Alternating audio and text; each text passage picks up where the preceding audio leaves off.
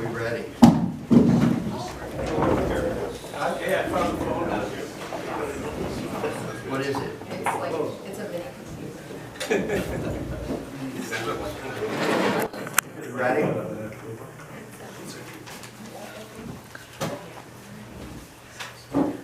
Good evening, everyone. Welcome to the February 22nd open session of the Acton Manville Unified School District Board of Trustees. We have been in closed session, and we are going to reconvene a regular meeting, and that will be at 7:32. It's the p.m. 27th today. Drop the ball, Larry. Thank you. Flag salute. Mr. Martin, why don't you help us out? Do we need to announce that there's been a change in the agenda? It's probably a good idea for public edification, so there's a time on second closed. Okay.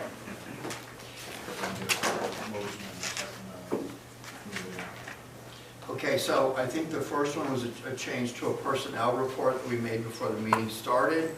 And we are going to, after this meeting, re-adjourn into closed session. So do I have a motion for that? I make a motion to amend the agenda as described. I second. Call the question. Aye. For board members, board president, aye, 5-0.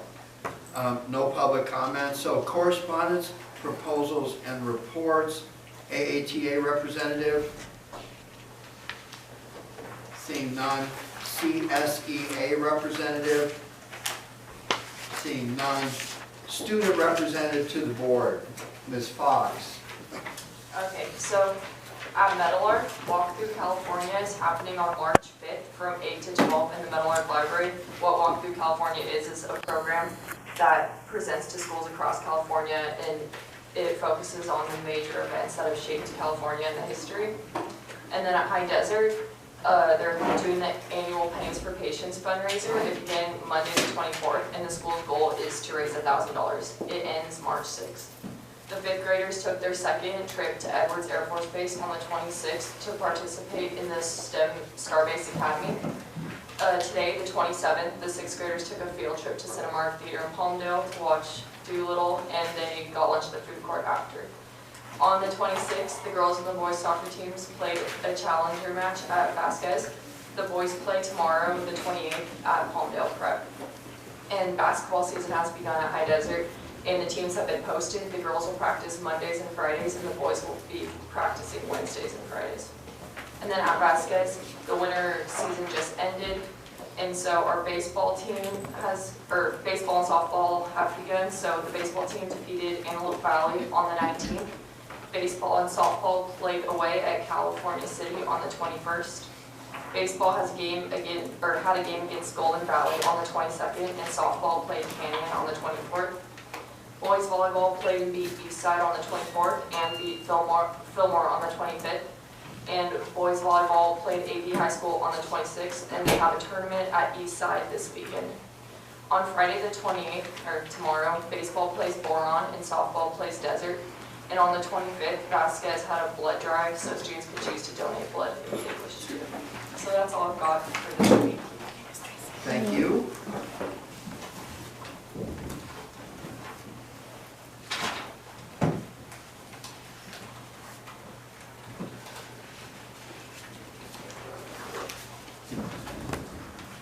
Superintendent Safety Report. I think that at some point we were talking about putting these 3 different reports together. And if you want to frame that, feel free if the time is appropriate. Yeah, no, that's a good time. So what I've been thinking about is if we can put together all of these items under the gold standard superintendent's report, one item, one agendized item, because truly district safety report is part of the gold standard, and there's standards that align with that under 4.0, student connectedness and student safety. And then the other comments that have been falling under the superintendent's report, whether they're academic or tonight we have star-based, all of those can be aligned with the gold standard, as you'll see tonight. We've aligned them even for tonight's report, so you can see where they fall and align with the initiatives in the gold standard. So I'm looking for consensus for the board for an agreement with that. Comments, Mike? No, that's fine. Everybody? What I'm hearing here is that when you're giving your report, there will be some reference to possibly one of the planks of the strategic plan. That's correct. Perfect, thank you. Thank you, and I appreciate the board's support on the entire plan because it really does help drive the district's direction. So for the safety report, the first thing I'd like to compliment Mr. Brockway on is he attended a conference and it was on trauma-informed MTSS, which looks at how trauma is and has impacted not only students but staff. And we do hear from our Teachers Association as well as Classified as far as the types of incidents we've seen happening across the country just on people's minds. So I appreciate that. One of the things that came out of that conference as well was looking at something called check-in, check-out, CICO. We have an acronym for everything. And mindfulness exercises for kids and adults was also addressed at the conference, which we've really been talking about a lot for the past 3 years. And I want to compliment our teachers that are bringing mindfulness into the classroom just for a few minutes during the day to really help kids stay focused and refocus and that sort of thing. Aside from that, thank you, Mr. Brockway, for holding this safety meeting, District Committee Safety, on February 3rd. That sounds like there was a lot of discussion about what kind of drills are appropriate for what age in terms of crisis or threat assessment drills.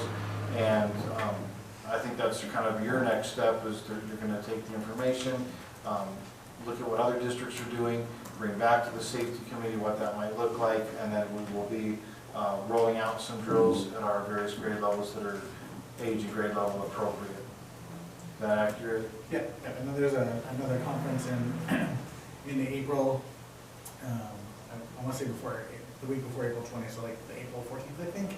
And it's specifically on active shooter drill, and it's put on by the FBI. So I think there's going to be a lot of really good information to come out of that as well about what's going on nationwide. Perfect, perfect. Thank you. Appreciate that. So that concludes the safety report. And again, if you notice that under 4.2, the standard there is establish and implement safety protocols at all school sites with input from school district leadership, public safety agencies, and the community.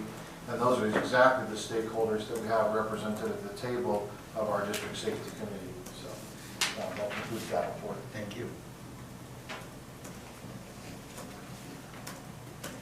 Moving along, your next report. Okay, so the gold standard, we had a, well, let me get this, again, you see the standard here. This is in relation to a breakfast, I don't know, was it breakfast or brunch? Lunch. Breakfast we had here in the district office. I forgot which meal it was, but we had a breakfast here with all of our stakeholders to kind of reconvene. And here's some photographs you see of that meeting. So we have teachers, we have, you see Jackie here in the picture, she's here tonight. Tracy Castanis here, Angie Martin. You see the full group there. We have all of our stakeholders, classified employees, teachers. We don't have students because the students that were on that committee have since graduated, but well, Carolyn's here, and so we will continue to have representation at our meetings, but this is a work in progress. So as a reminder to the group that, hey, we're not done with our work. We did do a slideshow, which you see up on the screen, the slide in the slide. So I kind of walked them through, and we had our facilitator, Doug Domini, present, just to remind them of where this started 2 years ago. Board, this all came from your direction. I think it was Ms. Jensen who first brought about the concept of let's think about a strategic plan. Board direction came from that, and it's really just been a great process to keep it going. And we recognized all of our stakeholders at the meeting, and we talked a little bit about marketing and next steps, and so just appreciate everybody being at that meeting. The next piece is, so that concludes the gold standard, which is why I want to condense all these things together, because now we go to 8.6 superintendent's report, and it's just easier to have all of these together. So, Mr. President, I'm on to 8.6 superintendent comments. Thank you. Okay, the first one is on facilities. So we have some pictures for you here, and again, you'll see the, just go back one slide, Alex, so you see the standard. So 5.6, examine opportunities for facility enhancements, including but not limited to modernization of classrooms, upgrading technology infrastructure, field maintenance, and enhancing safety at all campuses.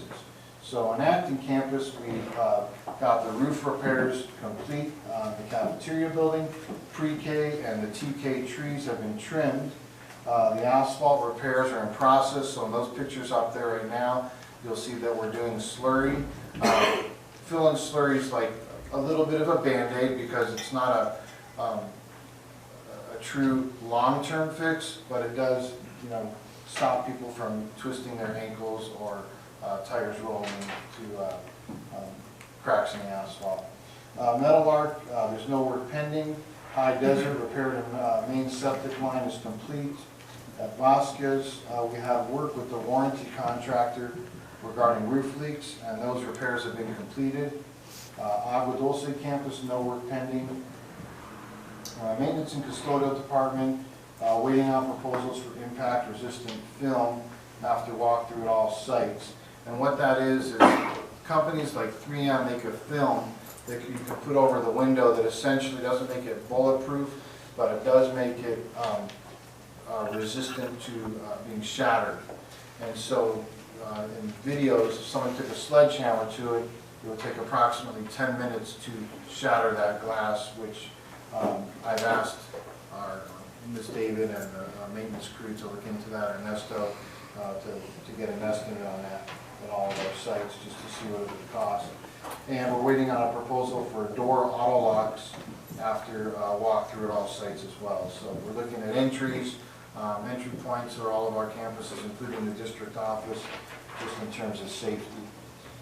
That's the facilities piece. Stay Gold parent lunch, parent volunteer lunch. So this is our first annual. And just as a reminder, the luncheon is April 7th at 11:30 a.m. at Vasquez High School.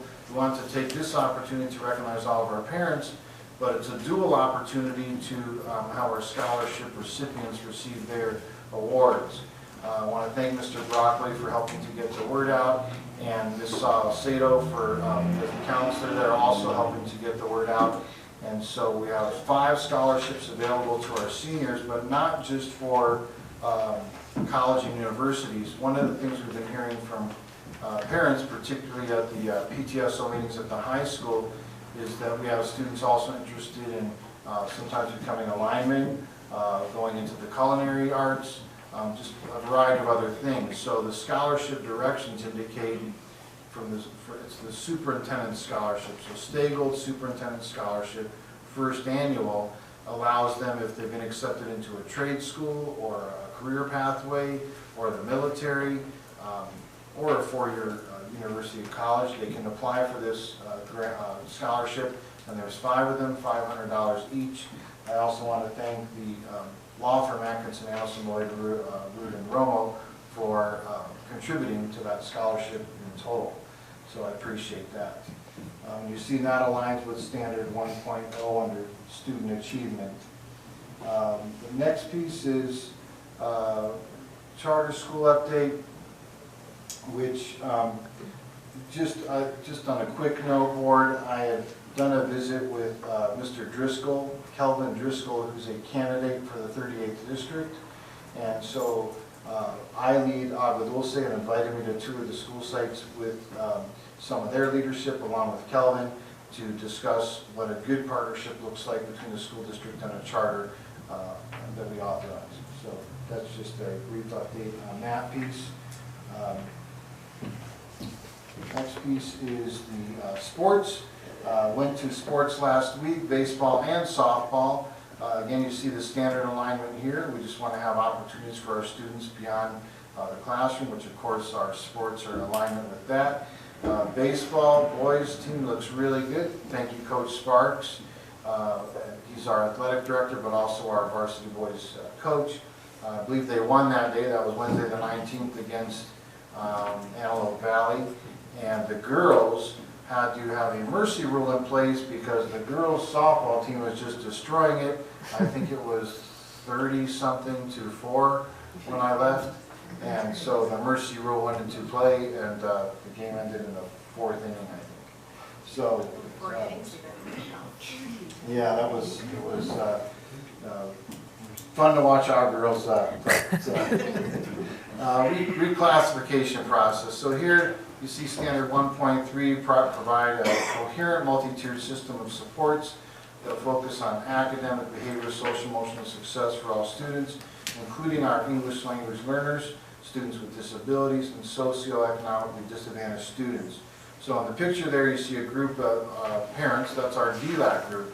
They're part of the District English Language Advisory Committee, and students want to be recognized for being reclassified, which is part of our compliance is to assure that we are assessing them. Part of that assessment is oral, part of that assessment is written, and it includes input from the parent, the regular classroom teacher, and then that assessment team decides if they're to be reclassified. I want to thank Dr. Bice for working on this. This work is behind, has not been kept up to date, and so I appreciate the work that you've done on it. I understand we have approximately 35 students that we're going to be classifying as fluent English proficient, and so board will be letting you know when the celebration is for that, because we truly want to recognize and celebrate these students for becoming English proficient.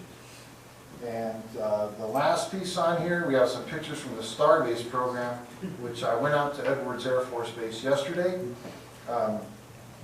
What you see in this picture right here, just go there, right there. So there's two parts to the classroom. It's a huge classroom. It's actually a cafeteria. So in part of the cafeteria, they have these computers, and they're learning how to work with space modules, and they can adjust for different types of elements. And the teacher in the middle there is a regular certificated teacher, and then our two teachers are there to support that Starbase teacher. And if you want to go to the next picture, so on the upper left, that's their 3D printer. Upper right is just a picture with me with our 5th graders. You see our teachers there and the Starbase folks. And then in the lower right, those are airplanes that were made, jets that were made with the 3D printers. And what you see in the middle of that yellow jet, you see that little orange piece. You place an A in there, and then it may be in the next picture, but they set these jets on a string, and the jets fly into a cinder block. And so they only get the materials that you see on that platter there to create a absorption science experiment to see whose egg can absorb the impact of the cinder block. And after the first experiment, they're then given a budget to do the same experiment again to see how they manage their fiscal abilities and in conjunction with their science abilities. So students were very much engaged in that activity. It was a great day. Appreciate, again, Dr. Bice helped facilitate and coordinate with Starbase and with Edwards Air Force Base. Really, really great program, and I want to thank Ms. Jensen for helping to bring this not only to our attention, but letting us sort of tag along with Palm Day. So there was some space created, and really appreciate you looking There out was for some us. space that was found. You So- can talk along with anyone. Yes, yes. So that concludes Superintendent's report. All right, let's start with board member comments. Mr. Fox. Yeah, just briefly, I'd like to express my condolences to Ms. Toledo and her family at the loss of their son. Let her know that I'm thinking of her, and my wife, who's worked in her school for Ms. Toledo, is thinking of her.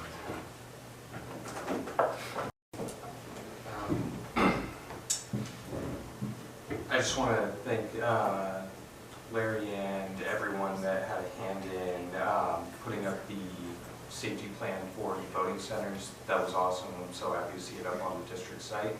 And thank you for the addition to the actual safety plan for the active shooter portion.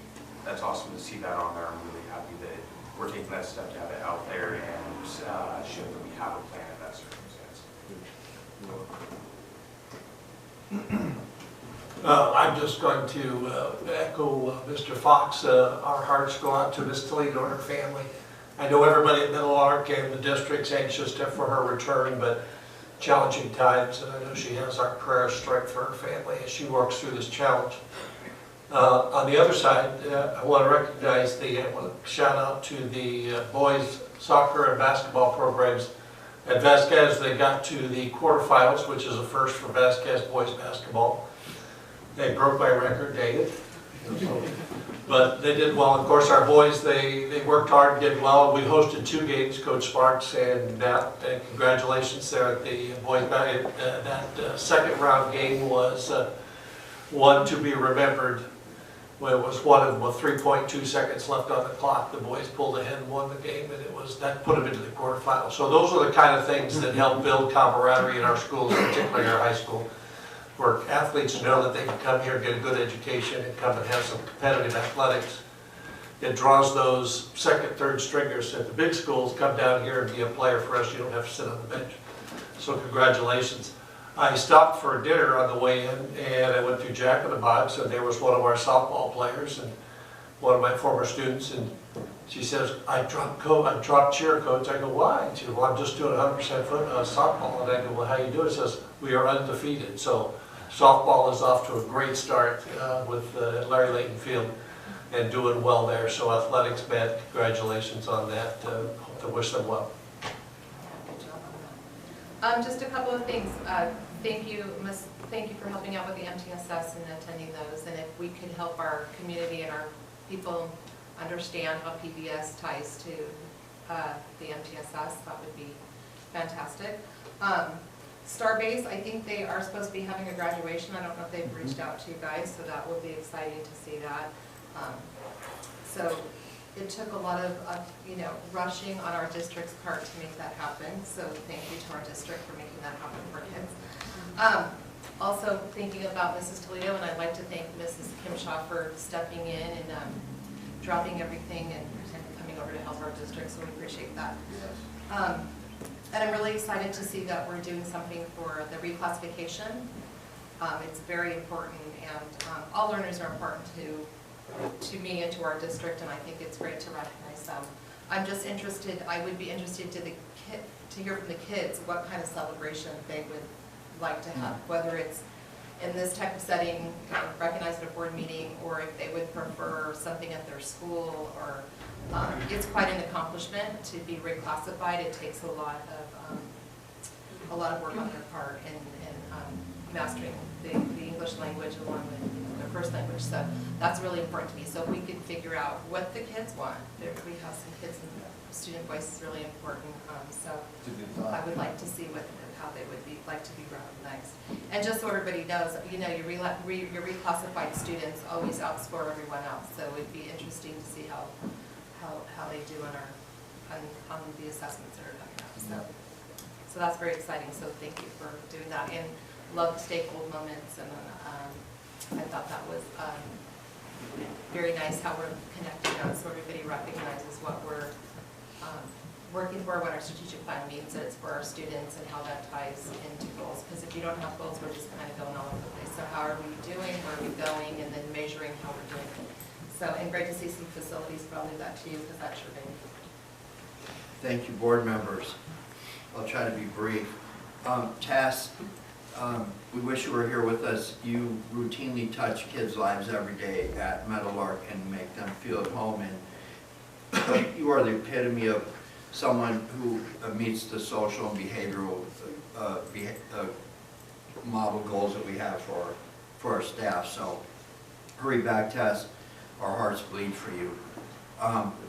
Tim, I liked your comments about the sports teams, because for a while it seemed that our sports teams were a bit on the dip. And I like what's happening, especially at the junior high, because that's the feeder program for our high school sports.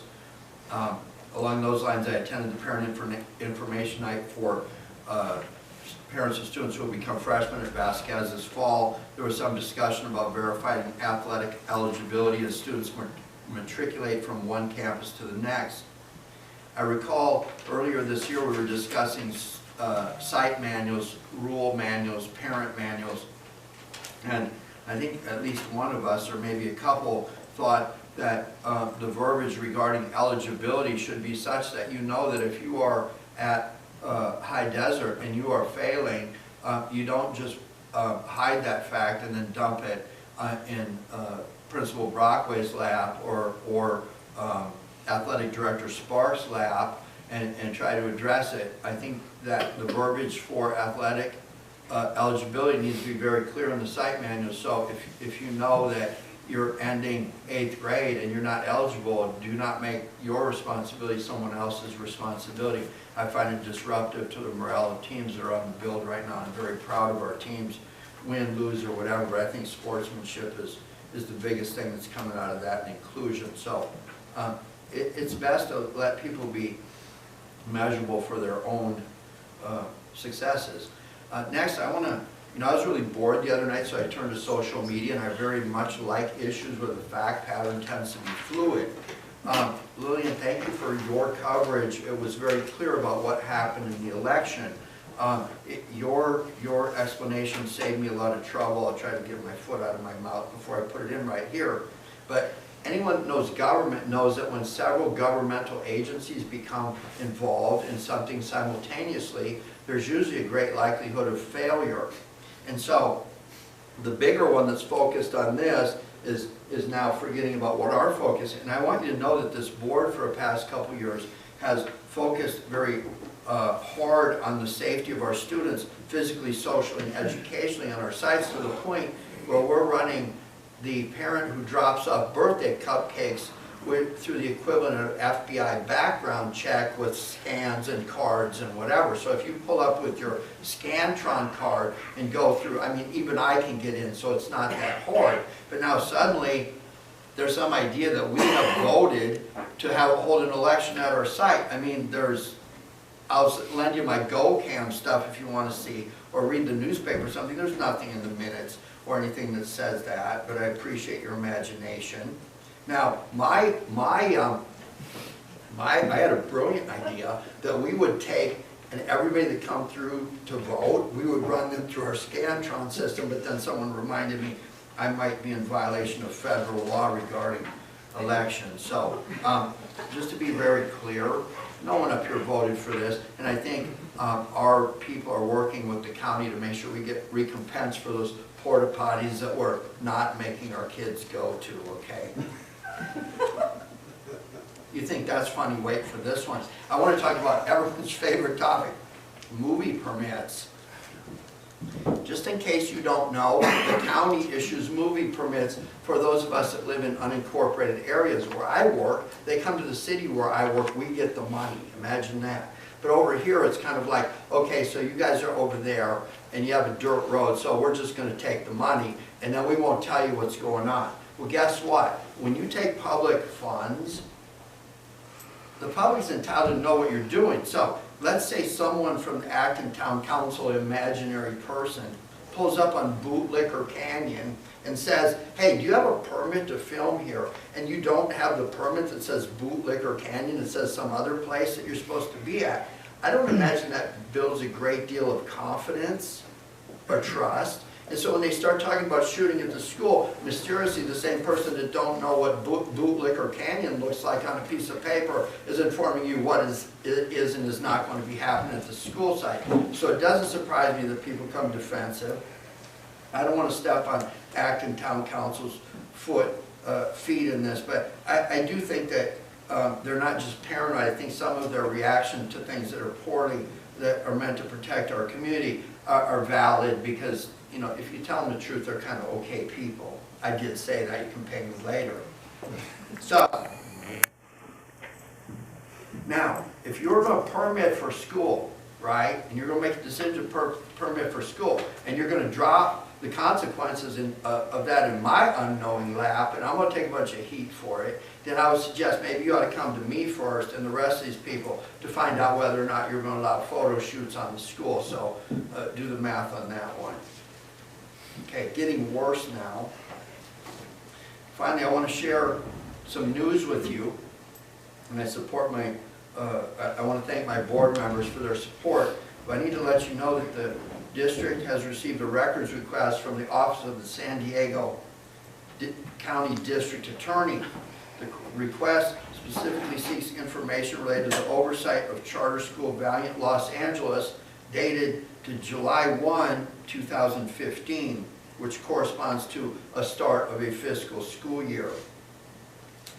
There's an ongoing criminal, not civil, investigation and trial in San Diego County related to the misappropriation of public funds in the neighborhood of $50 million. The 30,000, so part of this action seeks to recompense victims by recovery of funds through a court-assigned receiver. The 30,000-foot level at this point says that the position of the district attorney is that a school district authorizer of charters is entitled to 1% cap of the ADA for overseeing the charter, and the fee needs to be verified and validated as the actual expense incurred in the oversight of the charter. There are other clearly defined scenarios in which the district could recover up to 3% of the ADA of the charter. But again, the position seems to be that only if that cost and those expenses are actually verified and validated and can be proven. So it's pretty clear to me that the record request seeks to validate the following. The total of expenses incurred by the district, this district, in the actual and direct oversight of the charter in question, and the total of funds that were collected by the district that were not incurred to costs related by the district in the oversight of the charters. Does everyone understand what I'm saying there? So there is no excess charter fund. They're trying to recover money that wasn't actually proven to be spent there. I think that's pretty clear. There was a hearing scheduled in San Diego on March 20th. You know me, I go to those things. I was all the way to the appellate court in Newhall versus Acton Agua Dulce. So I will be there because I want to hear what the judge is saying to me, not somebody else's rendition of it. The purpose of that hearing will be to determine how the court will respond to the intent of the district attorney. The district attorney does not set the law, and I think the judge, if you get into San Diego Union Herald or whatever it is, I think you can, this stuff's pretty easy to find, okay? We'll skip some of that. As your board president, anybody that's been listening to me, I've been telling you this was going to happen for a while, so if you needed the DA to tell you that too, I guess, you know, maybe that will help you. But I do want to talk a little bit about this board that sits up here. We haven't been tearing out libraries and ripping down fences and putting up fancy projects. We've been sitting on money, and I need you to understand that the superintendent's direction is to sit on money and build reserves, and our chief financial officer over there, she has been very frugal in the retention of reserves. So the fact that we have reserves is a good thing right now. I'll leave that at that.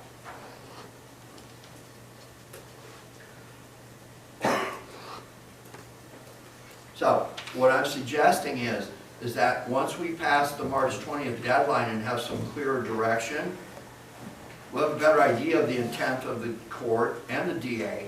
And then, in response, we will be holding an open, as we always do, open budget study session. And I think you're going to see that we're going to be able to respond to what we think might be happening.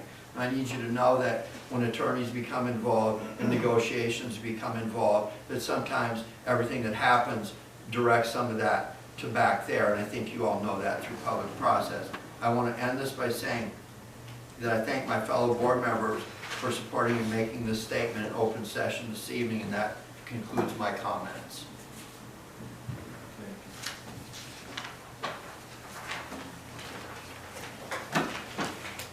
Moving on to consent calendar. Do I have a motion to move in the consent calendar? I'll second it. Is there anything anybody wants to pull off of the consent calendar for itemized discussion? No? All right, do I have a motion to approve the consent calendar? So, Call the question? I apologize, do we have to amend it for the additional personal action report? That would be correct. Just for everybody's edification, Larry, give us the briefest,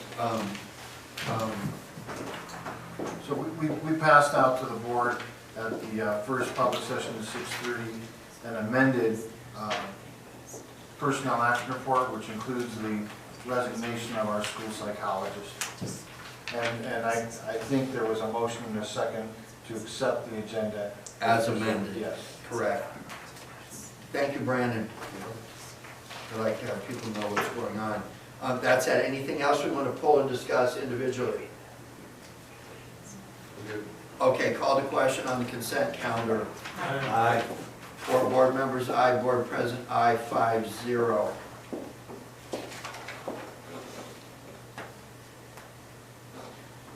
Business services. I'm excited for this one. District civility statement, first read. We need a motion? I think it's just Information? Yeah, there's no action. So, if it pleases the board, I can give you a little background on it. Please. Okay, so this was something that we were directed by the board to work very closely with our parent group on. So we worked with PTSO, boosters, and PTO to develop a statement. It was clear from board direction that it was really to be something that was parent-driven. And so this is truly something that was developed by that stakeholder group. And as a first read, board, we're looking for any acceptance or guidance of it before we go to second read and an action item at the March 12th board meeting. Okay, regarding the district civility statement, let's start down at the end. Does anyone have any comments? It's fine. Looks good to me. Tim? Kelly? Yeah, so my comment, this is one of my initiatives in the environment I work in. At every meeting before decisions are made that affect our constituents, there's a civility statement read. And what it kind of says is between the lines, don't stand up here and yell at people. Don't stand up here and diminish other people. Your opinion is not the only opinion. And so I actually kind of wrote this to help myself remember all those things. There is a difference between a civility policy, a behavioral policy, and those types of things. Now, we did have a lot of information come back, and there was a lot of work done by the different parent groups, but I'm a believer that the parents and the voters of this district have a good voice. I think it's becoming more focused. I think there's more positive communications going on between Tim and Kelly right now, and then what will happen. Okay, on back to something significant. Isn't that against the civility? Yeah, it is. It has not been adopted yet. You will be told when it is adopted, young man. So, back to what I was saying.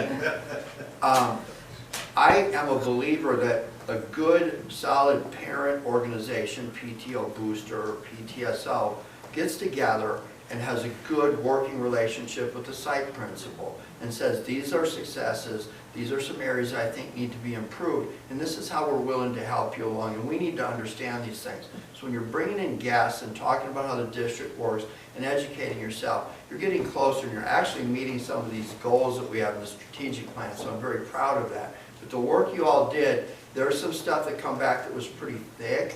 I'm not interested in reading something that's going to be really long, but at the same time, I think some of the things that came back in the review of this by the constituent groups is such that we should look at the district's policies and make sure that the policies and administrative regulations regarding how we deal with each other and the public and and all that type of thing. I think we can compare those, and the next time we update board policies, if there's anything significant in there, then we would include those. So that's what I would hope. It is my pleasure to read the following for the very first time, errors and all.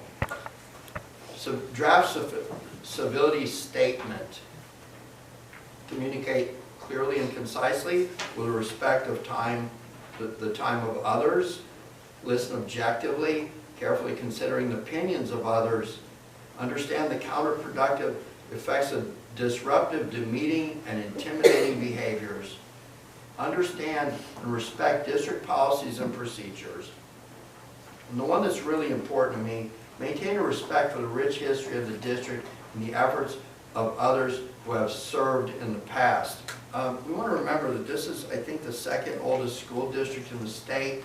There were people doing governance before 1900 in this district. They, a string of a century of people setting policies and making decisions that have affected literally thousands and thousands of people who have gone out into this world and led productive lives as good citizens.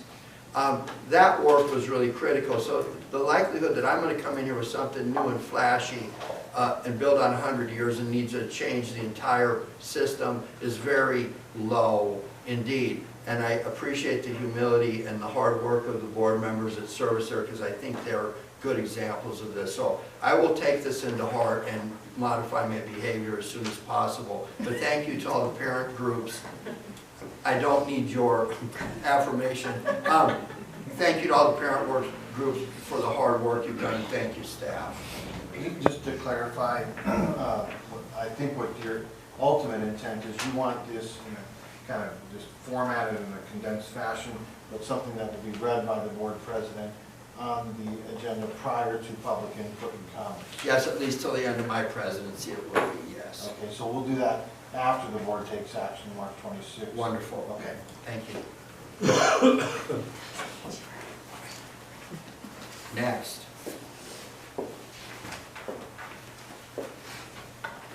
Ten point oh two, presentation goals and policies for community facility districts. Larry, please introduce this. Okay, so I'm going to have Ms. David introduce our guest tonight and introduce your agenda item. Okay. With us tonight, we have Adam Bauer, and if you recall, a few meetings ago, we did bring a contract to have a consultant that's a municipal advisor specializing in the areas of community facility district formation. And so we have him with us tonight. There are actually two items. The first item is a presentation to give some background about what's required to form a community facility district.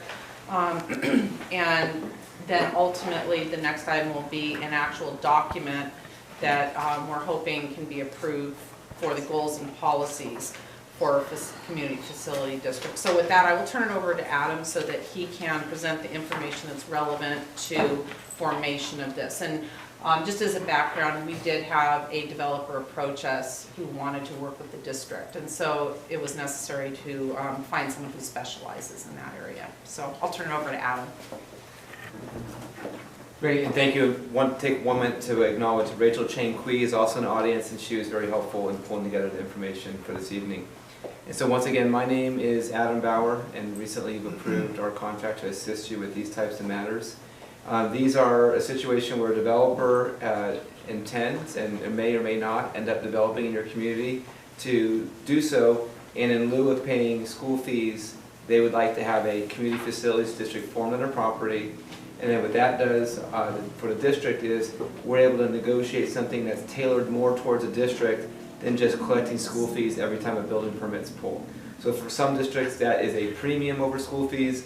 For some, that is a lump sum type of money, an important time for the district. It can range from anything that that the developer and the school district are willing to commit to. And so we've worked with district staff to put together the goals and policies which are required that you're required to do before considering a community facilities district. And so the first few things on here, and these are in your board item, it lists what needs to be included within a goals and policies before you can consider them. And so rather than read each one of those, I have a slide or two dedicated each one, so I'll just cover them as we go through that. So if we turn to ratio and or your credit quality, the first thing we have on there is identifying that the district will never sell bonds off of this CFD unless we can prove that it has the land is 4 times its value as much as the bonds. This is a higher standard than the legal limit, the legal minimum. The legal minimum is 3 to 1. But we felt that 4 to 1 is low enough, and that it'd be in your best interest to not pursue CFD bonds with a 3 to 1 value lean. So we work with district staff and have suggested setting a 4 to 1 value lean ratio as a minimum. You're probably not ever going to even go that low, but that's the minimum. And then, like I said, we work with district staff to determine that number. Then another thing is how do you determine value to land? Every developer thinks their land is worth quite a bit. So we would need an independent appraiser to come in, or the assessor to determine the value of land. And we acknowledge the process that would need to be done, and it needs to be timely. As you know, if this week has proven anything, values can change quickly. If you follow the stock market at all, you've probably noticed your 401k become a 201k, back to a 401k, and now back down to a 201k, all within the same week. Well, property is the same way. And so this requires that is all within a similar time frame. Reserve fund. This is saying that if the district were to sell bonds on a CFD down the road, that we'd have a reserve fund and we identify some of the parameters there. There is a standard that the IRS looks towards when they allow a district to do taxes and bonds, and so we've acknowledged that there as well. We also acknowledge that we aren't going to ever go out and sell bonds if the developer isn't paying the property taxes, or if they sold to folks that are not paying property taxes. So we say here's some minimum standards on delinquencies we identify there. Finally, there's a lot of developments that get planned that don't happen. And so what we look here is development feasibility. We need to see some track record of what's happening on that property, but also say, could we get to the finish line? And there's lots of situations where a developer has been very successful with 1/3 of a project, but not successful with the last 2/3. And so we'd want to identify and make sure we feel comfortable with that. Then finally, the board can make exceptions. And so if there's a situation where the district says, this is in our best interest, and we want you, the district team, to consider this, we can have a clause in there that allows the board to make exceptions to the policies. Finally, another item here is when a developer is forming a community facilities district, oftentimes there are not individual residents there. And so the last thing we want is that a homeowner comes in, buys the property, and then the school district a year later sends a property tax bill to the county treasurer, and the homeowner was never aware of it. And then the school district looks like the bad person for levying a tax with this homeowner never being aware of it. So we do, in the goals and policies, identify one, how does the original property or subsequent property owner disclose this to builders? So the merchant builder comes in and they need to be aware of it before they sell to individual homeowners. So there's a requirement to do that notification, and finally there's also a requirement to notify individual homeowners. And so we identified that process in there as well. And it's illegal for the developer or property owner to sell the land without disclosing the special tax to the property owners.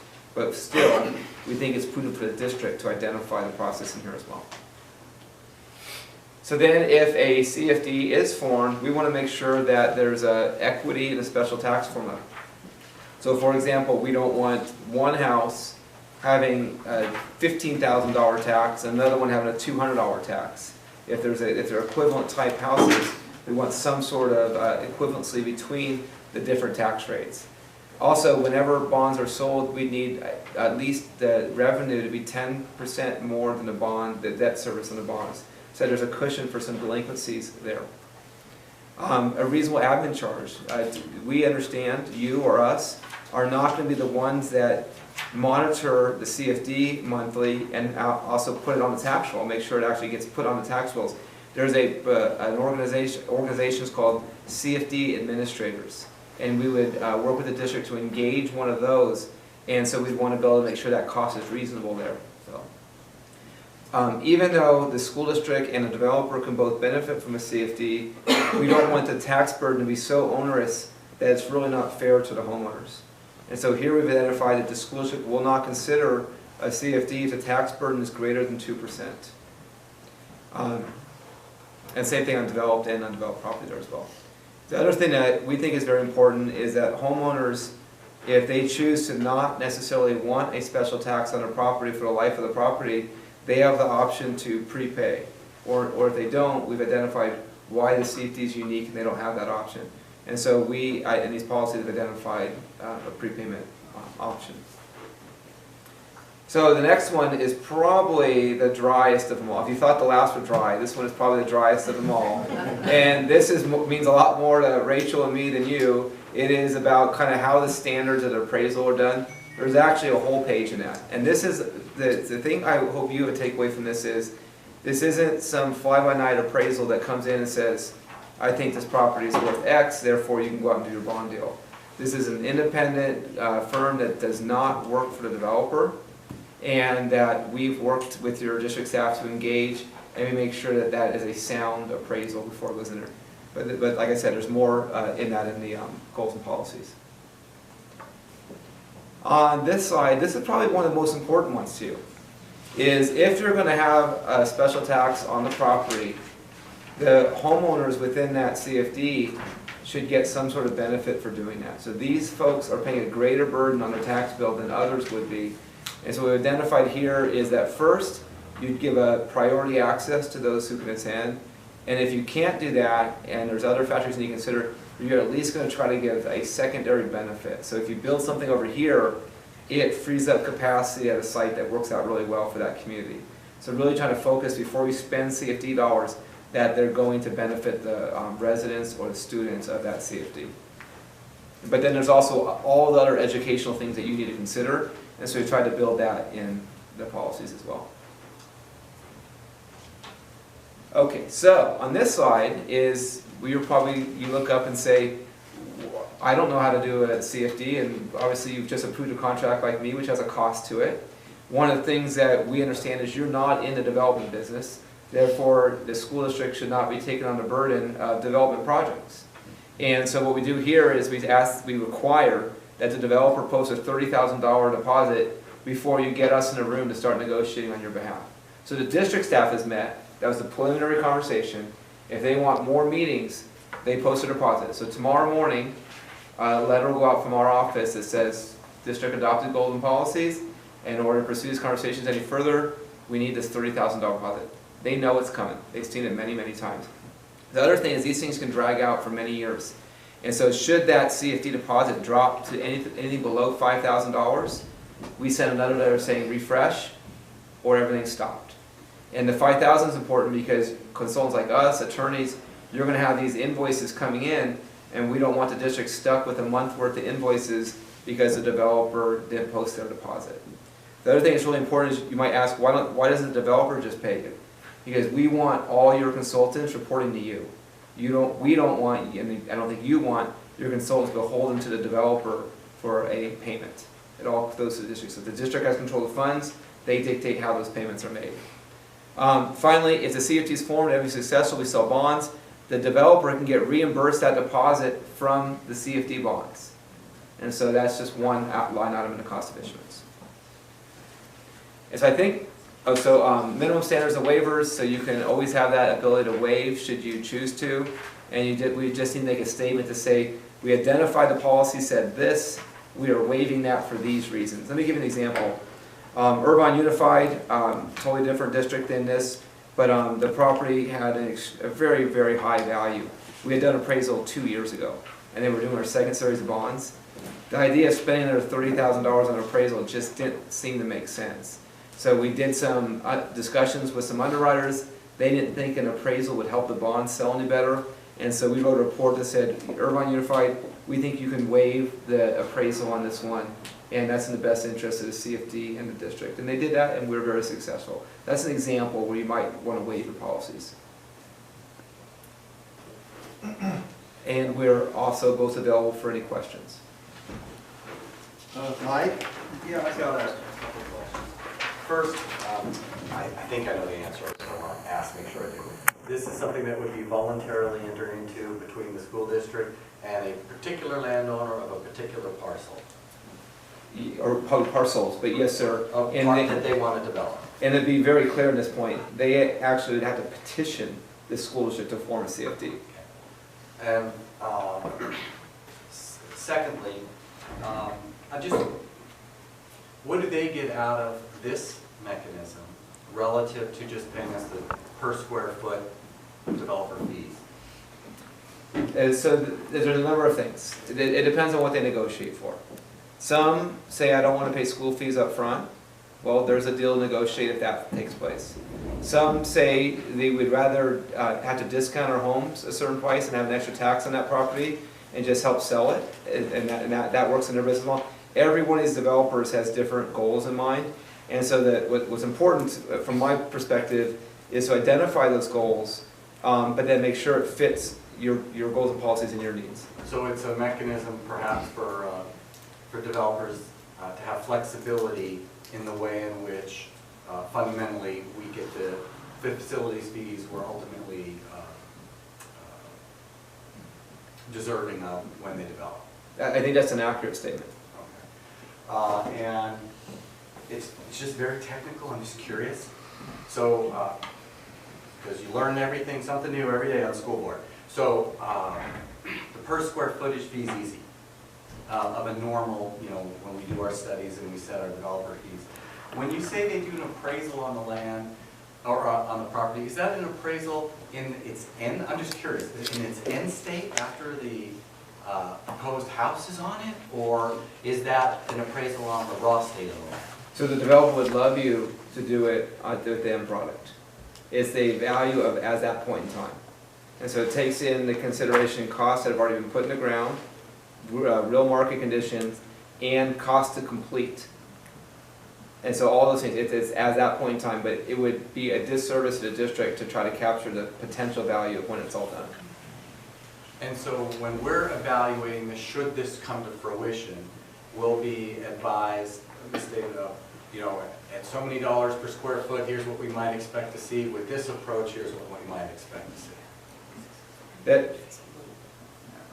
So the baseline that we would never go below is your school fee, whatever applicable school fee. I'm saying the obvious there. Yep. But then it would be, from there, if we decide to do this, here's what we get instead. Sometimes it's a straight, we want a 30% premium over level 2. If you can get me that, I'm happy. Other times we say, if I can just get the money in a lump sum amount with a 50% premium, there's a lot of value to me to that. It really is now looking at the district's facility needs and then also understanding what the developer needs are to negotiate a transaction. Okay, I mean, that's reasonable. They want to get something, we want to get something, maybe get something, things could be more assured or upfront, which is what you're suggesting. I get it. Lastly, I think everybody in the room knows this, but our potentially entering into an agreement like this with a developer does not connote an endorsement of that project, or in any way circumvent that project going through its normal approval processes. Is that correct? That is correct. The same approval process, but I have one caveat there. The developer is likely to ask that should they enter in this agreement with you, that you're not going to challenge their development. Okay. Thank you. Say that again. The developer is likely to ask as one of the whereases in the front of the agreement, that as the fact that you have that agreement in place, you're not going to challenge their development. You feel that your school fees are satisfied, therefore you're just going to do nothing to stop them from moving forward. Thank you. Those were my questions. Thank you.